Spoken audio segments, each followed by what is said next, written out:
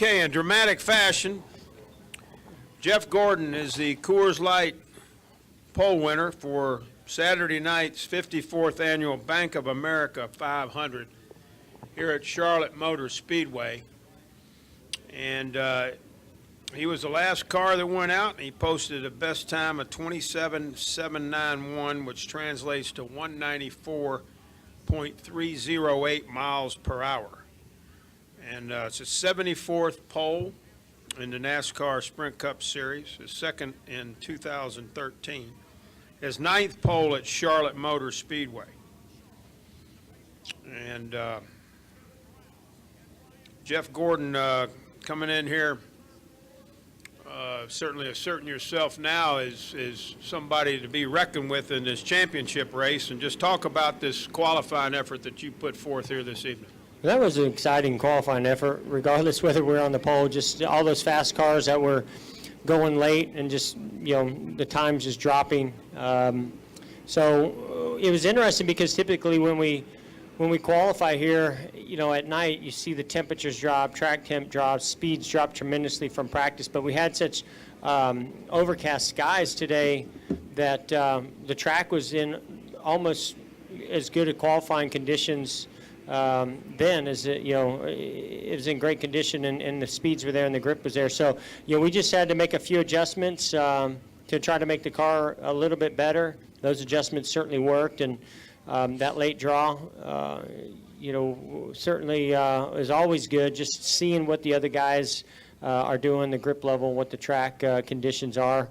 And I felt confident all day in the car. That it just had good grip, was doing the things I wanted it to do, and to then go out there and know that the pressure's on you after the car ahead of you just sits on the pole, and you're battling with those guys for the championship, and to go out there and step it up and get the pole was really exciting. To do it here in Charlotte as well. I think it's been a while since we've won a pole here, and man, it feels so good. So very proud of this team. They deserve a lot of credit. They gave me a fantastic car, not just today, but been bringing them for the last several weeks, and that's it's making a lot of fun for us.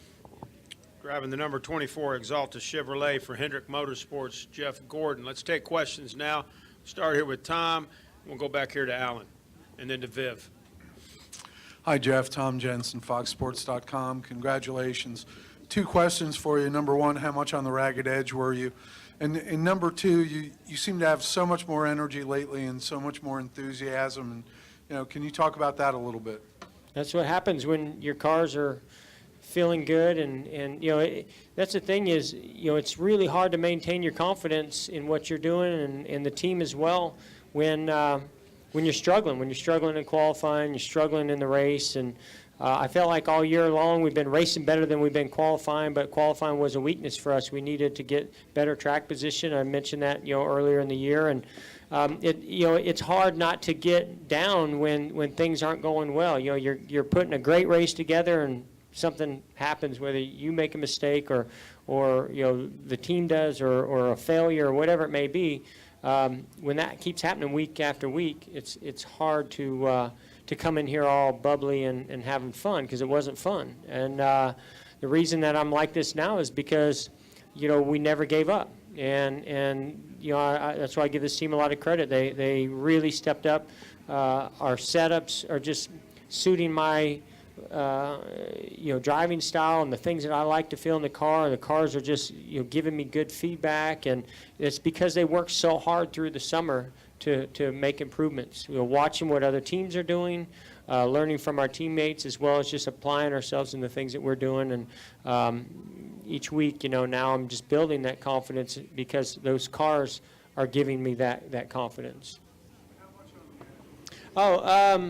You're always on the edge here qualifying. I mean, you got to push it hard, but the car really was good. I feel like my biggest fear was the front, losing the front, not the back.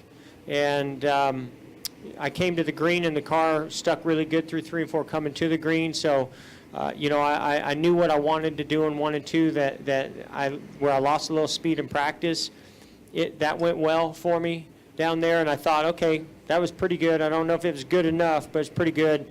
Now don't screw up 3 and 4. And in 3 and 4, I just really wanted to get that front end down to the white line and keep it there. I saw a lot of guys slide their nose, and that was a problem that we had in practice. And I think the adjustments the team made really helped because I was able to just keep squeezing in the throttle and the front end stayed down. And the car was actually pretty stable and felt great. But you're always right there on the edge at any time around Charlotte on a qualifying lap. Let's go to Alan, and then to Viv, and then to Marty Smith. Alan Cavana, NASCAR.com. I think you just touched on it, but in 3 and 4, that's where Greg and Kevin said they really lost it if they had a pole speed. Is that something you watched throughout qualifying and you knew you had to hit 3 and 4 to get the pole? Well, that's where we were off a little bit in practice. I felt like, that our car was tight through there, and we tried to make some adjustments, from our last qualifying run. And we have Dartfish. I don't know, all of you guys know what Dartfish is, where they lay your laps over other competitors and do like a ghost video. And actually, my 3 and 4 was one of my better corners. It was actually 1 and 2 I needed to work with the most, but it still felt like we needed to make an adjustment. We made that adjustment. I made an adjustment in what I was doing in 1 and 2, and it just brought the corners together. I don't know if those guys were losing time because they were rushing back to the throttle or because the car was just tight. But I think I was a little more patient than I wanted to be down there. But also when I got back to the throttle, I was able to get to it and stay in it and keep accelerating. So I felt like I carried good speed off of 4. And, yeah, I watched it in qualifying, but that doesn't change what your car's doing. It might have changed my approach a slight bit, but the car's got to stick. That's the bottom line. All right, let's go to Viv, and then we'll go to Marty, and then to Reed. Go ahead, Viv. Okay, Viv Bernstein, New York Times. Going to go a little off topic. It's been about a month since the whole scandal took place, and I'm wondering if that's enough time to have a little perspective on how that whole thing might impact and change NASCAR moving forward.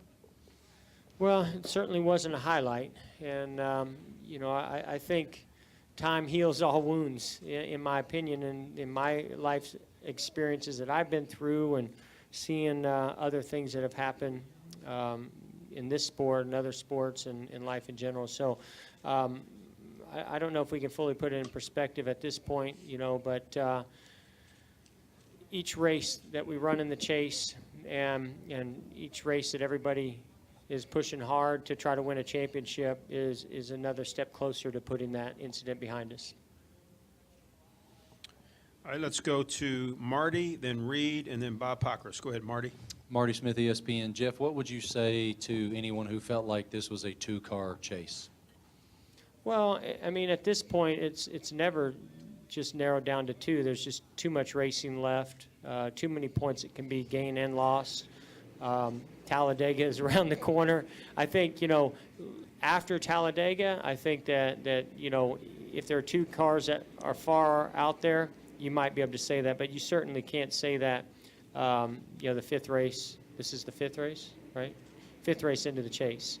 And I don't think you can say it at all prior to Talladega either, because there's just too many factors that can come out of that. But even Martinsville, I mean, there's just too much racing left to go. So those guys are strong and tough and great race teams. Going to be tough this weekend and going to be tough every weekend. So they're going to be hard to beat.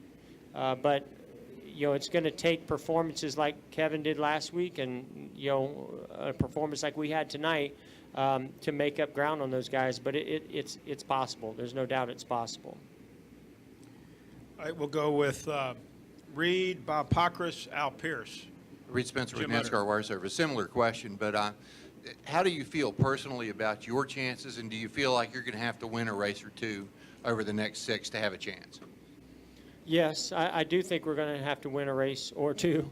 I can tell you that I'm feeling better every race. I thought that we really started making ground up weeks prior to Richmond, and then in Chicago, I thought we were fantastic there and had to come from behind with the flat left rear tire and to get up to 6. I thought that was a great performance, and just every week that we perform well and lead laps and run up front just builds our confidence that we can win races and put together some great runs and performances to get the points that we need. So every week, we just gain in confidence. And at this point, it's just going all out, giving it everything we have. We're not really thinking about points. We're just trying to win races and get the best finishes that we can. And, right now we're just having fun. I will go with Bob Pockris, Al Pierce, Jim Utter. Go ahead, Bob. Bob Pockris, Sporting News. You talk about watching some of the guys on their qualifying lap a little bit. I'm curious, do you watch what your teammates do more because you kind of have a little bit idea of what's in their car? And what do you think when, I guess 3 of them were in the top 5 before you went off? Well, certainly, being in the same shop as the 5-car, we know exactly what all of our teammates have, but we also work, probably a little bit closer with Kenny, and so, when he went early, we knew what he had in practice, and we thought, going out early certainly was gonna hurt him a little bit, but his comments backed up what we were kind of seeing in practice, and it seemed like that was a trend that we saw. I didn't get to really watch much other than on the little monitor, the 88. I didn't get to see the 48 really at all, but we pay attention to them very closely because we do know what setups and balance on our sim computers and what it shows and what our car should be. It's not always 100% accurate, but it's usually pretty close, and that definitely gives us direction. We can still make minor air pressure adjustments sitting there on pit road. So that's, to me, one of the biggest advantages of going out late is just seeing what the track's doing and knowing what our balance was and what adjustments maybe we need to make. Sometimes that takes you in the wrong path. You make the wrong adjustments, but sometimes you make the right ones. And I don't know if we made any tonight, but the car certainly did what I wanted it to. Let's go to Al Pierce, Jim Utter, and finish up with Dustin Long. Jeff, Al Pierce from Auto Week. When you saw what you had to do to win the pole, knowing you were the last guy out, did you think, I can do that? Or did you think, that's going to be awfully hard to beat? Well, I didn't know what Kevin, what he ran because he was the car right in front of me. I saw he got the pole. I could see the pylon. I looked out my window when he went by, and I saw he was first. So, I knew that it was better than whatever Casey ran, which he ran in 87. And so, I knew that I was going to have to run at least a couple tenths faster than I did, or at least a tenth faster than I did in practice. And I was just thinking more of where did I leave that on the racetrack in practice. And then you go down in 3 and 4, and when the car sticks, that's one step closer. Your car gives you confidence, it sticks, you go, okay, that's good. I carried good speed to the start-finish line into turn 1, and, I made my arc in there, and when it takes that set and you get back in the throttle, if it gives you good feedback, you just keep feeding the throttle, and then you think down the back straightaway what you need to do for the next corner, and you hope it sticks, and luckily tonight it did. Jim Utter, and finish with Dustin Long. Jim Utter, Charlotte Observer. You have talked about qualifying at times all year, but really in recent weeks you've talked about it a lot more about needing to qualify better. I just wondered, it almost sounded like you were challenging either your team or yourself or perhaps both. Did you consider it something of that sort? Well, I do consider myself a part of the team, so I'm always challenging myself and the team as one. I always take my part on my shoulders, and when we go into our debriefs, when we go through practice, when we go through a race, I'm no more important, no less important than anybody else out there. But they have to trust in me just like I have to trust in them, and all we have is that communication back and forth. And, to me, these guys have stuck with me all year long at times when I was frustrated myself, and I know they were frustrated with me that I didn't feel like I was getting the most out of it. But they also, I think, knew that they probably needed to make some adjustments themselves as well on the setups. And we've come together. That's all I can say is we've come together. Our cars are just performing better. And now we're able to build some positive confidence and momentum that we were lacking earlier in the season. And this is going to be huge. I mean, I know it's just qualifying, but, you know, this is huge. You know, I see the look on my guy's face when I come out of a race and we're passing cars and driving in the front, like Chicago. You know, we went to the back, but we were driving our way up through there and had a very fast race car. And those guys were fired up over that. They saw that, you know, I might be 42 years old and been in the sport a long time and barely made it into chase, but, you know, put us in that moment with a car that handles like that. And I'm going to give it everything I've got. So we're really coming together as a team, I guess, is basically what I'm trying to say.